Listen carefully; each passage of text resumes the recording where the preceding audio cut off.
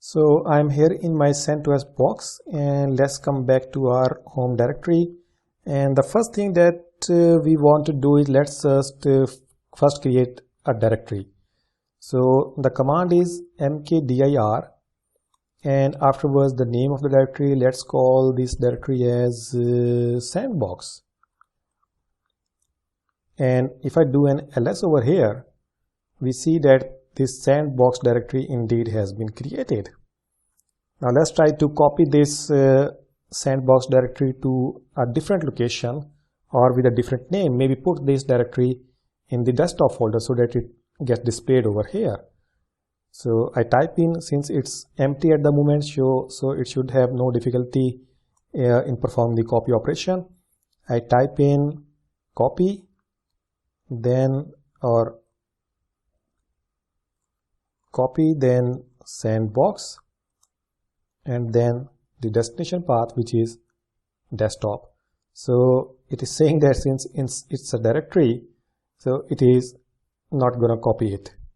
So now I'm going to use the recursive switch, which is -r to get the file, to get the directory copied from one location to another. Now you see that the command has been executed successfully, and now we can see that the sandbox folder has appeared onto the desktop of user Ahmed. Now let's enter into this sandbox folder, and let's try to create a file by using touch function. Touch, and let's just call it first file or first file. Now the file has been created. We can see that it is there, although we have not put anything in it. So its size is 0. Now if I come back over here, and if I try to remove directory by issuing the command rm directory sandbox, it should give us the error, and the error would be that directory is not empty. But I can remove this directory by issuing the command rm, then using the switch recursively, small r, and forcefully, so that whether it is empty or not, or whether there are certain links or certain other files in it, maybe empty files or empty folders, it should not just ask me and give me warnings or ask for my interactive commands to get removed. It should forcefully remove it. I know that what I'm doing, so just do it. So I type in rm space -rf, and then the name of the directory, which is sandbox. Now if I press enter, we see that the command has been executed, and if we see the contents of this directory, we see that sandbox folder is gone. Now let's try to use the move command. Let's see what we have got in test. So let's try to edit test file, and it says that this is a test file. Okay, so test file is there. We can copy it by naming it differently. For example, I can name it test1, and if we now see the contents, we see that both the files test and test1 are there. But if I try to, let's say, move test file with a different name, say best, then we will see that the file test is no longer there, rather it is replaced with the name best.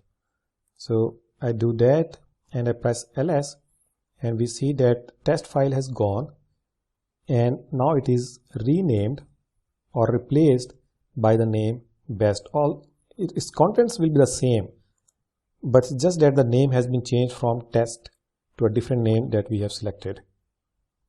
So let's get out of here. And also for removing the files or directories, the command is the same.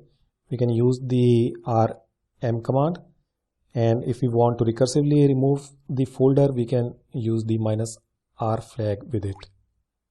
Now let's do one thing which is known as globbing, or using the wildcards.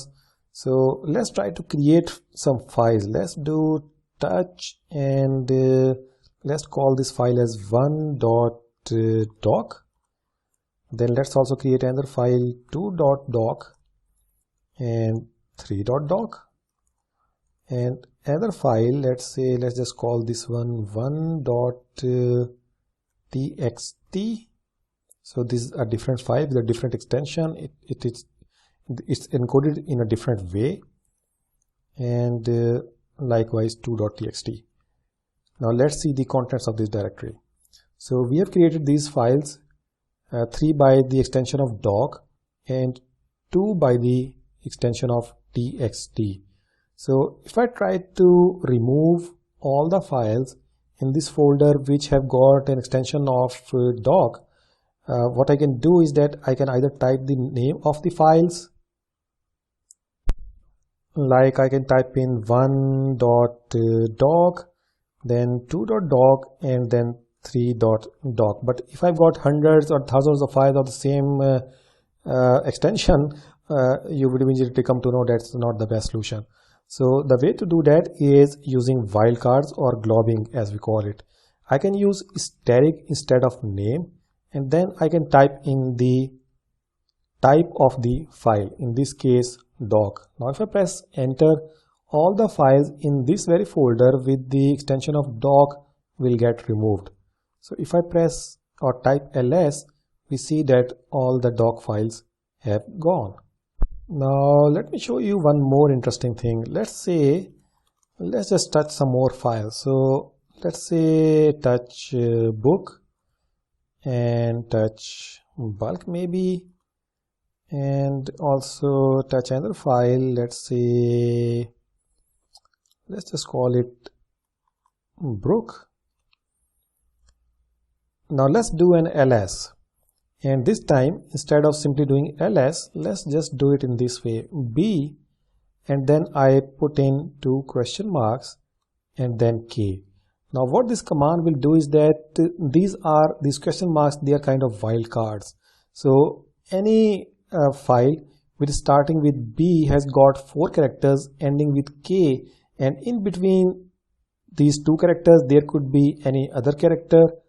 I am not specifying which one, but in our example this book and bulk, they match these wildcards. So these 2 files, book and bulk, they should be shown as a result of this ls command. So let's press enter, and indeed we see that book and bulk have been shown as a result of this ls command. There is one last command that I wanted to show you, and in fact I must say that it's kind of dangerous one. It's like rm, then static, and if you press enter over here, it would delete everything. And in fact I should say something like rm minus rf and then static.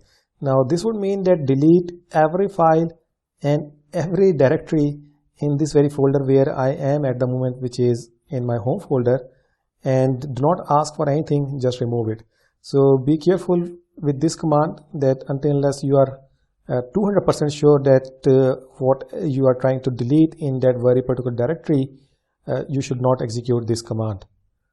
So that's all there is to it. That's how you can create files, create folders, you can move them around, you can copy one file onto another or from one location to another.